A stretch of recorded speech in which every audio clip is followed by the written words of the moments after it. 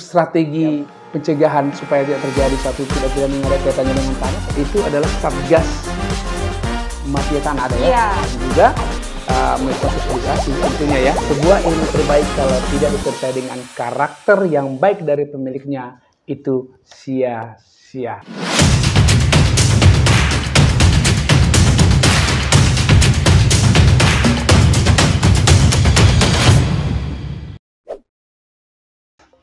Halo Sobat ATR BPN dan kawan bertua, selamat datang di Podcast Bertua, podcast yang akan bercerita masalah pertanahan di kantor pertanahan Kota Pekanbaru.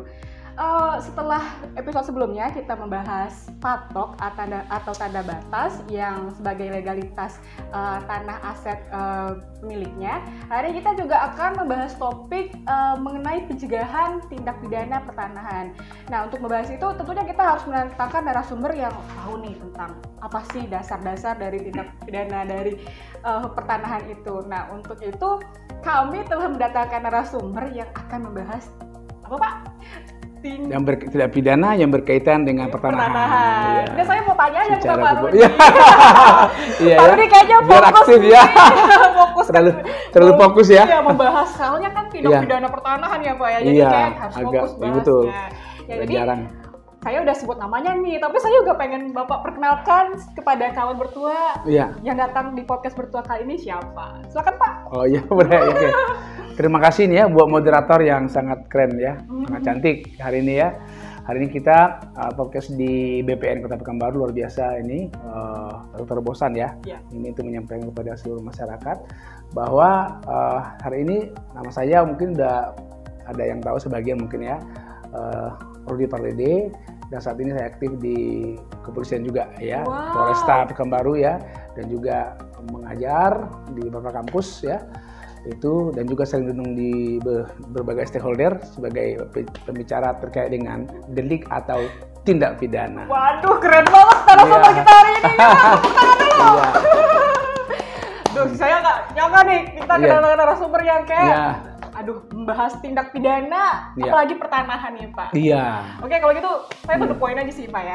Iya. Yang pertama saya pengen tahu tindak pidana apa aja sih Pak yang ada kaitannya dengan pertanahan. Kami kan karena di BPN nih Pak, jadi kasusnya pasti tentang pertanahan kan. Iya benar. Iya, bagus banget pertanyaan mereka ini ya, luar biasa ini ya. Udah dapat kisi-kisinya.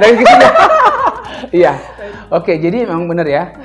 Dalam hal pertanahan ini sekarang memang lagi ini ya, bisa dikatakan iya lagi booming masalah pertanahan ya. Apalagi sekarang lagi pembenahan ini tentang masalah tanah. Jadi hal-hal seperti ini yang terkait dengan pertanahan, delik atau tindak pidana di sini memang yang sering ditangani oleh kepolisian selaku law enforcement ya, penegak hukum. Di sini ada beberapa pasal biasanya ya yang sering dihadapi lah dalam sehari-hari yang cenderung masyarakat melaporkan. Itu di situ bisa kita melihat di pasal 263 itu pasal 263 KUHP ya. Ini jelas di sini adalah memalsukan surat. Nah, itu kadang-kadang kan terjadi ini bisa nih mengurus surat tanpa melalui prosedural yang sebenarnya, tanda tangan pejabatnya dipalsukan atau tanda tangan sempadan atau bagaimanapun itu berbahaya. Itu bisa ini nanti berujung ke pidana. Tindak pidana ya. Pasal 263 itu adalah pasal 263 KUH pidana.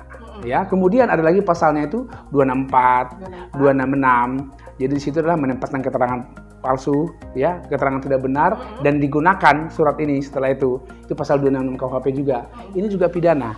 Nah, jadi banyak. Jadi kadang-kadang kan dengan masyarakat mengurus surat, mungkin mengurus dari SKGR sampai ini ya. Kadang-kadang mereka nggak tahu, sedang mengurus tapi ini menganggap remeh. Hari ini memang oke, tetapi nanti next setelah ini kemudian pasti ketahuan lambat laun. Dan ini ancamannya tidak main-main. Kurungan, penjara, kan begitu kan?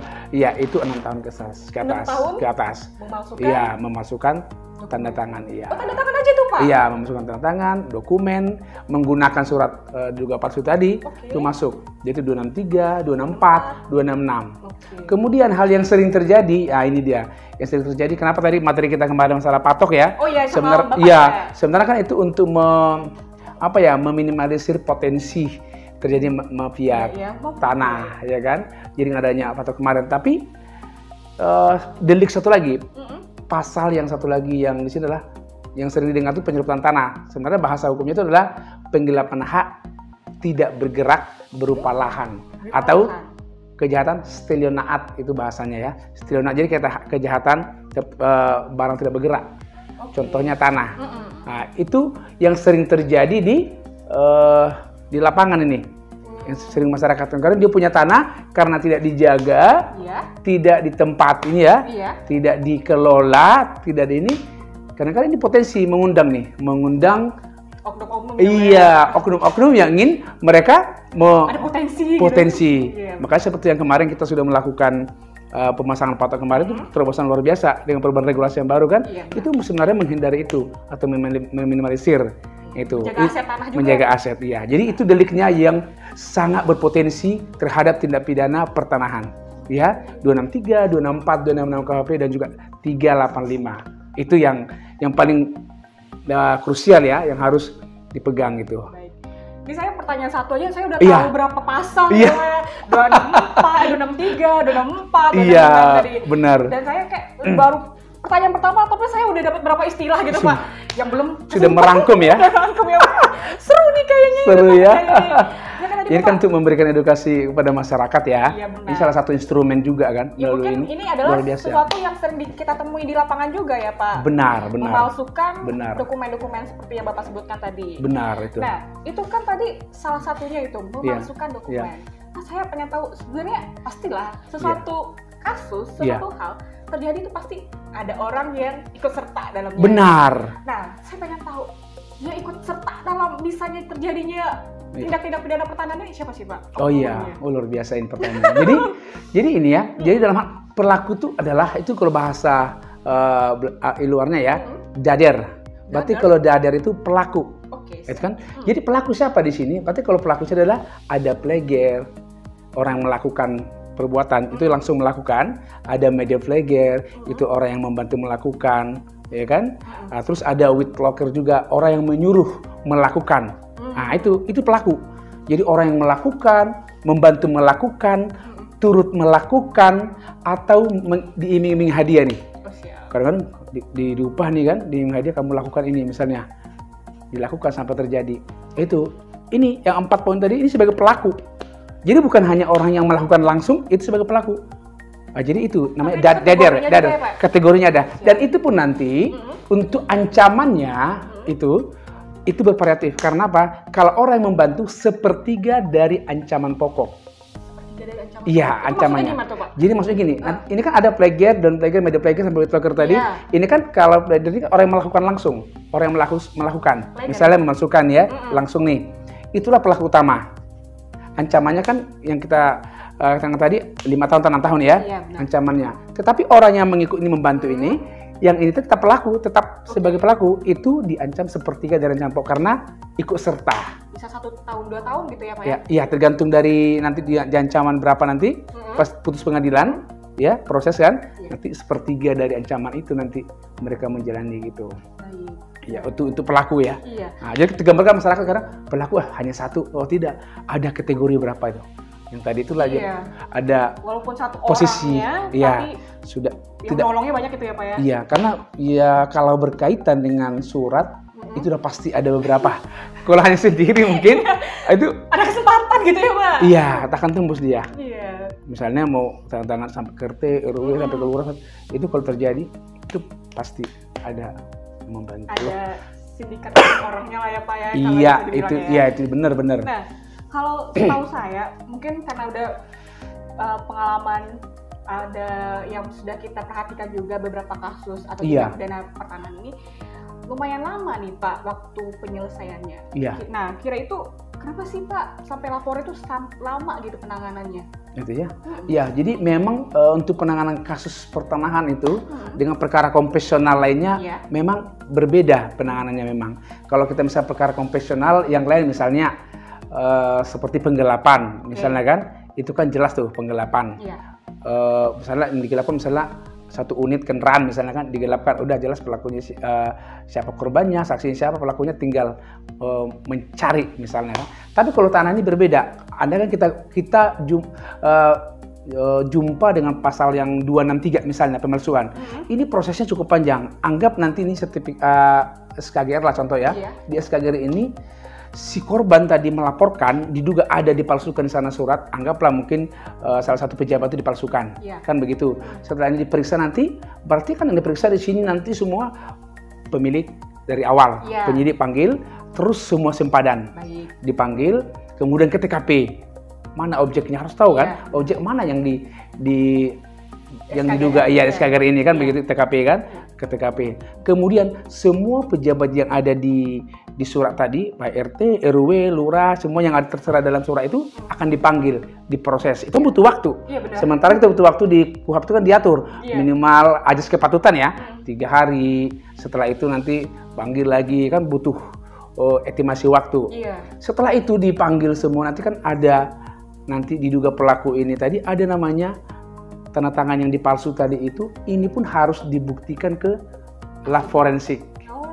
Iya, apakah ini benar? Walaupun penyidik itu sudah tahu ini benar palsu karena sudah diambil pembanding ya. Misalnya ini si pelaku nih yang diduga tanda tangan dia dipalsukan, misalnya anggap camat misalnya, kan tentu tanda tangannya ada KTP-nya, tanda tangannya ada juga pembanding dibuat contoh pembanding. Nanti ini pun sudah kita tahu nggak bisa karena yang berhak atau yang memiliki ahlian dalam hal ini adalah pihak forensik. Jadi ini nanti dibawa ke forensik untuk dilab lagi. Hasil dari itu nanti menyatakan bahwa itu non identik dengan tanda tangan yang diduga dipalsukan tadi. Ini baru nanti sempurna deliknya. Berarti kan minimal 2 alat bukti tadi itu. 184 KUHP kan alat bukti yang sah itu keterangan saksi, keterangan ahli, surat petunjuk dan keterangan tersangka terdakwa. Kan ada 5 ini. Jadi minimal 2 alat bukti terpenuhi. Berarti dengan pelapor tadi, dengan keterangan para saksi yang lain itu 1 alat bukti, ya. Kemudian tadi dengan hasil dari forensik itu kan udah 2. Dua-dua ya Pak ya? Udah 2. Ini minimal 2 alat bukti. Ini sudah bisa dijadikan sebagai perkara diduga 263 memalsukan surat atau tanda tangan. Itu dia. Nah, ini menarik nih Pak. Agak kurang nyambung mungkin dengan pertanahan. Jadi kayaknya forensik tanda tangan lama, tanda tangannya saat inilah. Kalau orangnya ganti tanda tangan gimana tuh Pak? Mungkin agak berbeda nih pertanyaan saya sekarang. Oh, kalau misalnya tanda tangannya berbeda dengan justru saya mengalami itu. Dulu tanda tangan saya, urus nama saya kan S, dulu dari bawah sambilnya gitu. Sekarang saya ambil dari atas gitu. Itu kan sedikit perubahan. Oh, gitu. Tapi tetap gitu ya? Tapi tetap. Iya.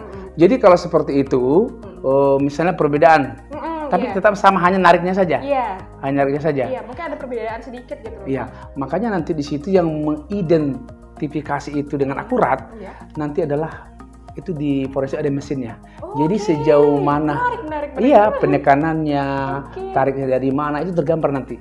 Itu alatnya tuh langsung otomatis ya. Jadi itu bisa. Jadi setiap orang ini punya cara penulisan, gaya teknik penulis yang berbeda, makanya alat inilah yang bekerja. Iya, itu dia. Nanti daya tariknya di mana, awalnya di mana, penanya di ini ada nanti. Dan nanti itu di zoom nanti di hasilnya, nanti dibesarkan, nanti dibuat titik, nanti ini penarikannya pada. Nanti ada keterangan di situ nanti semua. Nanti pada waktu setelah hasil dari forensik itu nanti dikirim ke penyidik ya misalnya, itu sudah ada, berarti ini non identik karena kan dari pembanding tadi itu tuh identitas kita ya, identitas kita mungkin KTP atau ijazah yang lain kan diminta tuh untuk pembanding 3 tahun ke sebelum, 3 tahun sesudah. Misalnya kejadian hari ini nih, nanti dipalsukan juga hari ini, nanti tanda tangan pembandingnya 3 tahun ke depan, 3 tahun ke belakangnya itu diminta nanti tuh. Membuktikannya bagaimana? Nanti dilihat dari kalau misalnya belum ada KTP, nanti ijazahnya mungkin intinya atau kakak atau nanti diminta ada untuk pembanding. Jadi banyak, makanya itu yang membuat berbeda dengan perkara konvensional lainnya gitu. Penanganannya agak berbeda ya Pak? Iya, penanganannya beda-beda dengan konvensional lainnya gitu. Ternyata relate juga ya Pak tadi saya tanyakan tadi dengan kasus ini ya Pak ya? Jadi saya pengen tahu juga nih Pak, Bapak kan domisilinya Pekanbaru ya Pak? Iya, domisili. Di Kapolres? Di domisili, home base-nya di daerah Rumbai, tapi di Polres Nah, saya pengen tahu nih Pak, selama ini yang Bapak tangani kalau di Kota Pekanbaru, mayoritas tindak pidana pertanahannya seperti apa Pak? Mayoritas ya. Iya, Jadi mayoritas aja. dulu saya juga dulu ya. Dulu itu kalau masalah lahan yang cenderung terjadi itu di daerah agak pinggir gitu. Kalau kita di mana nih? Agak di pinggir-pinggir nih. Itu karena dulu juga penanganan bahkan dari BPN sendiri dulu dalam hal membuat sertifikat masih konvensional kan. Iya. Sekarang ini sudah pakai ini ya. Elektronik kan. Iya. Jadi ini juga membuat potensi-potensi juga dulu kan. Karena apa? Nggak juga seakurat itu. Karena pihak BPN pun ke lapangan dulu masih konvensional, pasti hasil dari keterangan dari ini, dari RT setempat atau dari pemilik atau yang diduga mengetahui ini kan, pasti tidak akurat. Tapi kalau sekarang sudah ada titik nih, ini bagaimana ada sertifikat sudah terjadi, orang mau mengurus lagi, nggak bisa. Ini sudah ada. Sudah ada. Itu. Baik lagi Pak, udah patok tadi. Iya, ini sangat luar biasa nih. Jadi progresif ya. Ini saya lihat BPN juga sudah sangat benar-benar sudah juga dalam hal mengurus sudah melakukan ada titik untuk koordinat. Patok lagi sekarang, itu memudahkan juga semua. Selain sebagai dasar hak pemiliknya nih Pak, itu kan memudahkan proses pekerjaan kami juga di BPN ini dan sebagai hak bukti aset pemiliknya kan patok yang betul. Iya. Nah, saya tanya terakhir nih, ngomong-ngomong asik ya, seru banget. Ilmu saya jadi bertambah sekali nih tentang pertanahan gitu kan. Asik memang edukasi hukum ya. Iya, edukasi hukum sangat luas banget. Abis ini bisa nih Pak, kita tambah segmennya. Bisa, aman. Nah, pertanyaan terakhir nih Pak. Iya. Dari Bapak sendiri, strategi pencegahan dari tindak-tindak kasus pertanahan ini apa tindak pidana? Kira-kira ya, oke. Jadi memang kalau untuk strategi untuk pencegahan supaya tidak terjadi suatu tindak pidana yang ada kaitannya dengan tanah, sebenarnya ada beberapa ya. Ini juga kita lihat yang sudah nyata sekarang ini, yang sudah dibentuk oleh pihak BPN ada ya, itu adalah Satgas Mafia Tanah ada ya. Iya, ada. Itu kan para stakeholder nih sudah bergabung, BPN sudah mengikut sertakan dari kepolisian, dari kejaksaan, dari ini juga salah satu ada strategi juga ini untuk pencegahan, untuk melakukan diduga ada kaitannya perbuatan delik atau tindak pidana terkait tanah salah satunya, dan juga melakukan sosialisasi tentunya ya. Itu harus karena apa ya? Kadang-kadang kan tindak pidana ini terjadi masyarakat ketidaktahuannya atau ketidakpahaman kan gitu kan. Padahal kita negara hukum, berlaku fiksi hukum. Iya benar. Fiksi hukum kan, undang-undang setelah diundangkan dianggap tahu oleh masyarakat. Tidak ada nanti, saya nggak tahu pasal 263, saya nggak tahu pasal 266, saya nggak tahu pasal 385. Kan begitu nih. Masyarakat pasti begitu. Tetapi karena kita negara hukum, berlaku ajas fiksi hukum. Nah itu dia. Apapun itu dianggap tahu, sehingga berlaku nih undang-undang. Nah itu. Jadi itu juga yang harus perlu juga di samping tadi pembentukan Satgas tadi itu harus juga melakukan itu sosialisasi juga. Ibaratnya penambahan edukasi benar masyarakat ya Pak. Hak atas tanah itu seperti apa? Betul. Karena dia kalau sudah tahu, si pemilik tanah sudah tahu hal-hal itu, pasti dia akan mengikut. Iya. Sama seperti orang yang ngerti hukum. Misalnya terjadi di jalan suatu hal keributan, dia tak akan mau, kalau ngerti hukum ya, tak akan mau melakukan pemukulan. Iya. Tapi kalau orang nggak ngerti hukum itu, misalnya kan langsung nanti kan permasalahan. Sama seperti ini sebenarnya. Kalau dia paham dengan hal itu, itu ya paling tidak minimalisir lah. Iya. Mungkin ibaratnya masyarakat mengetahui dahulu lah dasar-dasar tentang kepemilikan tanah ini. Iya. Jadi ada rasa dari diri sendiri untuk menjaga asetnya ya Pak ya. Iya. Sehingga menghindari tindak kasus potensi pertanahan ini. Iya, tidak pindah pertanahan itu. Duh, seru banget ya ngomongin kasus tindak pertanahan. Asik kan? Iya. Ini baru sedikit sebenarnya. Iya. Tapi kalau kita lanjut episode 2 nanti nggak ada topik lagi saya. Next time kita lagi dalam materi lain. Kayaknya Satgas Mafia Tanah kayak seru nih Pak, kita bahas lagi nanti. Seru, benar. Seru. Soalnya masih ada hubungannya dengan karena pertanahan itu sangat luas. Ini nanti kalau misalnya ada perkara korupsi pun, dalam perkara korupsi ada kaitannya dengan pertanahan. Bisa saja mungkin money laundering-nya sampai ke sana, ya kan? Mengaburkan panjang memang di sini. Banyak mesti digali supaya nanti potensi itu jangan terjadi. Bagaimana dari kira-kira nih dari personilnya untuk melakukan itu.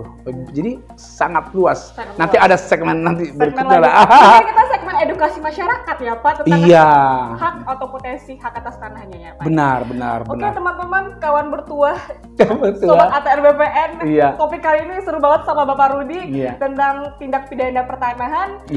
sampai di sini dulu deh episode kali ini. Kalau saya lanjutin nanti topiknya nggak habis-habis gitu kan.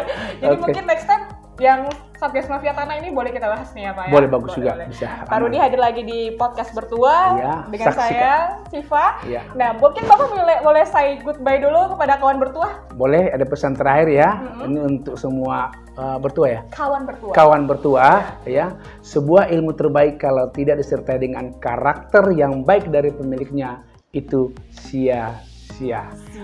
Iya, jadi itu yang penting. Terima kasih. Sukses buat BPN Kota Pekanbaru di bawah kepemimpinan Bapak Membi Untung Pratama. Oke, terima kasih Pak Rudi. Sukses. Love you. Ya. Boleh ngomong like, comment, dan subscribe podcast. Oh ya, boleh. Jadi seluruh masyarakat, karena ini podcast dari BPN dan sangat memberikan edukasi yang sangat luar biasa dan juga menambah edukasi atau wawasan, mohon untuk ditonton, di-share, like, dan komen yang indah-indah. Oke. Salam. Ya. Oke, kita say goodbye ya Pak. Iya. Ya, selamat siang.